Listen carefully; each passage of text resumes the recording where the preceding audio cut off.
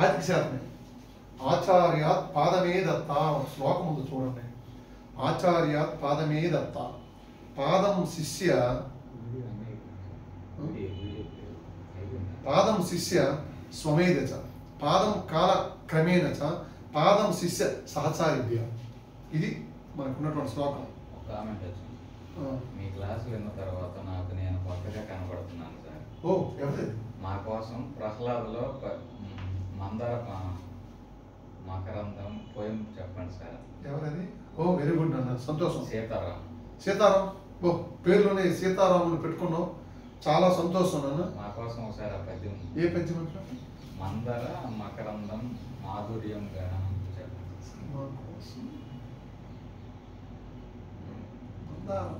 భాగవత పద్యమా?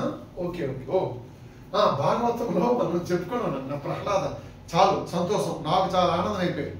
మీరు ఎంత చక్కగా ఇందులో లీనమయ్యారో అర్థమైంది. ఇప్పుడు ఏదో చెప్తే వచ్చాను. ఏదైనా 25% మాత్రమే గురుముక్త మీరు నేర్చుకుంటారు. 25% మాత్రమే. కొద్దిగా చూసుకోండి ఇలాగా. 25% ఆచార్యుడు, 25% ఫ్రెండ్స్ 25% నీకు నువ్వు నేర్చుకోవాలి, సెల్ఫ్. ఇంకొక 25% లాస్ట్ క్వశ్చన్ చెప్పండి. ఆచార్య ఇంత నేను చెప్పాను, 6 నెలలుగా సుమారు కొంత సాగింది.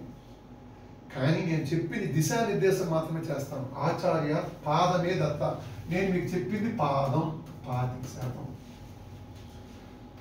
పాదం అంటే 4 పాదాలు, 25 100% జ్ఞానం వేసుకుంటే ఆచార్య అనేటువంటి నా ద్వారా 25 వస్తుంది మీకు.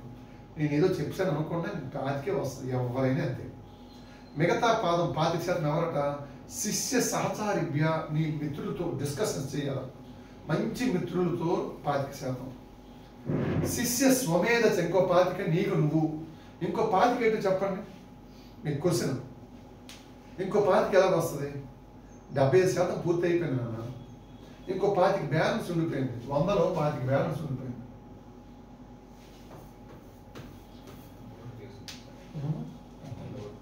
వందలో తీసుకోండి. ఇప్పుడు 100% జ్ఞానం అనుకుందాం అన్న. ఇప్పుడు నేను చెప్పిన శ్లోకం ద్వారా ఆచార్యుడు గురువు ద్వారా 25% జ్ఞానం వస్తుంది. ఇది మనం చెప్పింది కాదు, సనాతన భారతీయ సంప్రదాయం. శిష్య సహచారిభ్య ఫ్రెండ్స్ మిత్రుల ద్వారా 25% వస్తుంది. అలాంటి మిత్రులనే మనం ఎన్నుకోవాలి. అలాంటి మిత్రులు మాత్రమే మనం ఎన్నుకోవాలి. మిత్రుల్ని అలాంటి మిత్రులు ఎన్నుకొని వాళ్ళతో డిస్కషన్స్. ఏకో తప ద్వయో అధ్యయన త్రయో వాచక అన్నాను కదా, ఇంతకుముందు చెప్పాను. మంచి మిత్రులు ఎన్నుకోండి, వాళ్ళతో డిస్కస్ చేయండి. 25% వస్తుంది. నీకు నువ్వు సెల్ఫ్గా ఎవరికి వారే అభ్యర్థి అంటాను ఇక్కడ. శిష్య స్వమేధ నేర్చుకో. 25% నీకు నువ్వు సెల్ఫ్గా నేర్చుకో. అభ్యర్థి తల్లి నుంచి వస్తున్నారు సార్.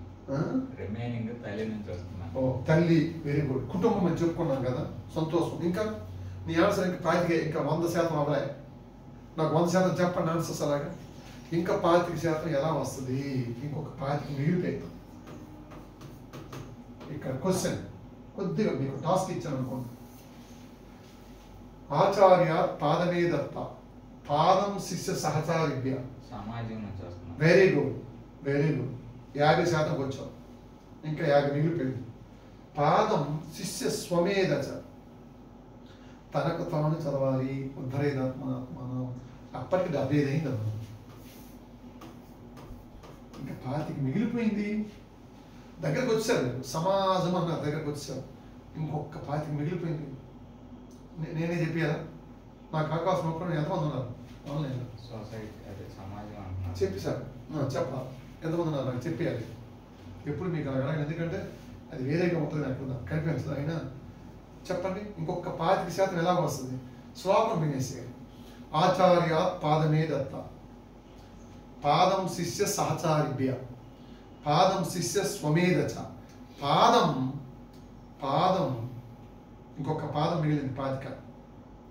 25 మేము ఏం నేర్చుకున్నాము మన చుట్టూ వారికి చెప్పాలి అని. Very good. దొరలు దోచలేరు, దొంగలు ఎత్తుకుపోరు, అన్నదమ్ములు వచ్చి పంచుకోరు, విశ్వవర్ధనంబు విద్యాధనంబు. వెరీ గుడ్ అన్న. చాలా చక్కగా మీరు క్లాసులు ఎంత బాగా విన్నారో మీరు చెప్పిందని బట్టి నాకు అర్థమవుతుంది. పంచాలి, సమాజానికి పంచాలి. సమాజము ఆన్సర్ సరిపోయింది. సమాజము ఈరోజు పంచితే ఈరోజు, రేపు పంచితే రేపు, దీన్ని ఏమంటాం? This is called. Next year పంచితే నెక్స్ట్ ఇయర్ ఏమో దీన్ని ఏమంటాం? ఈరోజు, వచ్చే నెల, ఆ సంవత్సరం, నిరంతరం, దీన్ని ఏమంటాం? రాలేదు. సరే. కాలక్రమేణ కాలము, కాలమే విధి రూపము, మానవాళికి దీపము. కాలము చాలా గొప్ప గురువు. కాలం మనకి నేర్పిస్తుంది జ్ఞానం. 75% పుస్తకాలు, గురువులు, శిష్యులు, నీకు నువ్వు అనుకుంటే మిగతా 25 కాలం గొప్ప పాఠాన్ని, గుణపాఠాన్ని కూడా నేర్పిస్తుంది. కాబట్టి ఆ కాలం 25% మనకు నేర్పిస్తుంది. ఓకేనా? ఇక్కడతో మందార మకరం జరిగారు. మీ కోరిక నిజమే, గ్రేటే, ఉంది. మీ జనరేషన్ వాళ్ళు పట్టుకున్నారంటే సంతోషం. పోతన ఇది పూర్వం ఇలాగే ఉండేది. గంటం, ఇలాగే గంటం, ఇలాంటి ఇనప గంటం పట్టుకొని తాటి ఆకుల పైన రాసేవారు. ఇంత శ్రమ పడేవారు. ఆ పోతన రాసిన భాగవతాన్ని కరుణశ్రీ జంధ్యాల పాపయ్య శాస్త్రి వారు ఇలా వర్ణించారు. అయ్యా పోతనామాచారు, అచ్చపు జుంటి తేనీయల ముంచితేవేమో, నీ తేనె తీసుకొని వెళ్ళి, నీ గంటాన్ని తీసుకొని వెళ్ళి, కళానికి ఏమైనా పేరు గంటం, దీన్ని తీసుకెళ్ళి జుంటి తేనీయల్లో ముంచావా, పంచదార పానకం అద్దితేవేమో, దేనికి? గంటానికి. లేకపోతే నీ భాగవతానికి ఎంత మాధుర్యం ఎలాగొస్తుందయ్యా అని పరవశించాడు. మందార మకరంద మాధుర్యమున తేలు, మందార మకరంద మాధుర్యమున తేలు, మధుపంబువోనే మదనములకు, మధుపంబువోనే మదనములకు, నిర్మల మందాకిని వీచికల తూగు, రాయల్చనునే తరంగిణులకు. ఎందుకు ఇది ఒక్కటే మీకు క్లియర్ చేస్తానని చెప్పమంటారా? ఒకసారి శ్రీరామ అనే నామాన్ని గోరినటువంటి ఆ మనస్సు ఏదైతే ఉందో, ఆ నామ మంత్రం, తారక మంత్ర నామాన్ని గురువిన మనస్సు ఏదైతే ఉందో, అది వెళ్ళమన్నా వేరే నామాల జోలికి వెళ్ళదు. అంత మధురమయ్య స్వామి పరంధామ. శ్రీరామ రామ రామేతి రమే రామే మనోరమే, సహస్రనామ తత్తుల్యం రామనామ వరాలని.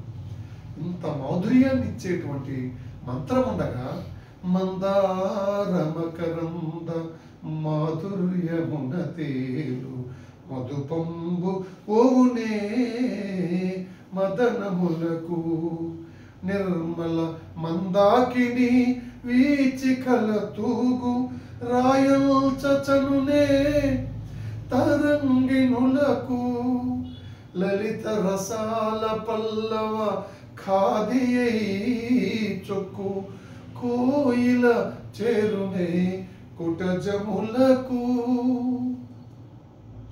పూర్ణేందు చంద్రికా స్ఫురిత చకోరకంబు, అరుగునే సాంద్ర నిహారములకు, అంబుజోదర దివ్య పాదారవింద, చింతనామృత చిత్త మత్త విశేష చిత్తము, ఏ రీతి ఇతరంబు చేరనేతు, లలిత గుణశీల మాటలు వేయునేలా, ఆ ఆ ఆ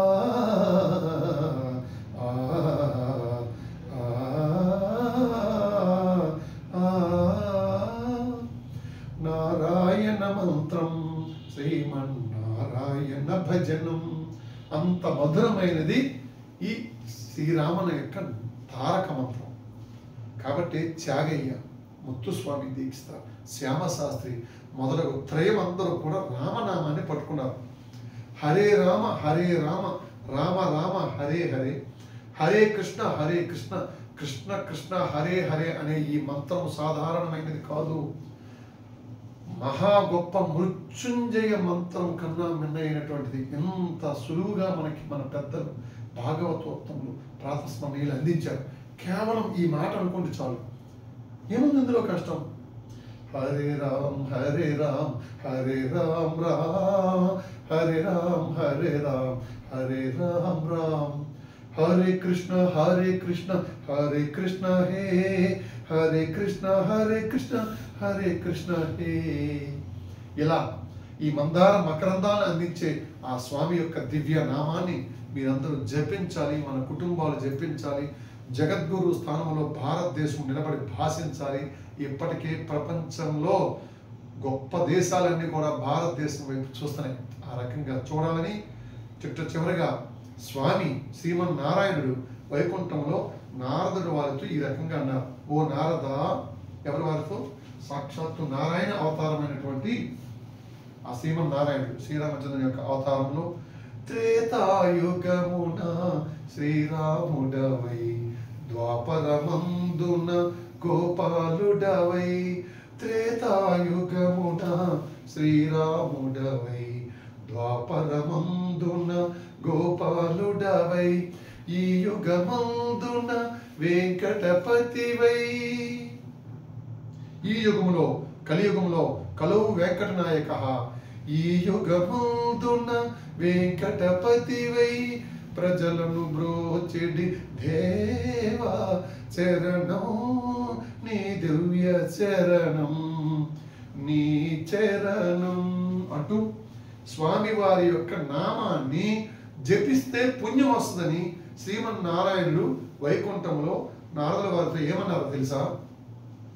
నారద, మద్భక్త ఎత్ర గాయంతి, మద్భక్త ఎత్ర గాయంతి తత్ర తిష్టామి నారద. నేను అక్కడ తిష్ట వేసుకొని కూర్చుంటాను ఓ నారద. నేను పెద్ద పెద్ద గోపురాల్లోనూ వ్రతాలు నోముల్లోనూ లేను, యోగుల హృదయాల్లో కూడా లేను. నేను ఎక్కడ ఉంటాను? ఎక్కడైతే నన్ను తన్ను తాను నైమరిచిపోయి నా నామాన్ని గానం చేస్తారో అలాంటి భక్తుల హృదయాల్లో ఉంటారని చెప్పారు స్వామి. కాబట్టి నామస్మరణ పట్టుకోండి, భక్తిని పట్టుకోండి. అలా అని భక్తి మూఢభక్తి కాకూడదు. గురు భక్తిని కలుపుకోండి, ప్రభు భక్తిని కలిగి ఉండండి, దేశ భక్తిని కలిగి ఉండండి, దేశాన్ని ప్రేమించండి. జనని జన్మభూమి జాహ్నవి తటంబు జనకుండు జాతీయ కేతనంబు పరమ పవిత్రములు పంచజకారములు అన్నారు. కాబట్టి మీరందరూ కూడా దేశ యశో వైభవంలో కీలక పాత్ర పోషిస్తారని, రాబోయే రోజుల్లో ఎండోమెంట్ ఆఫీసర్స్గా విజయాన్ని సిద్ధిస్తారని కోరుకుంటూ విష్ ఆల్ ద బెస్ట్. అందరికీ కూడా శుభాభినందనలు. జై హింద్, జై శ్రీరామ్.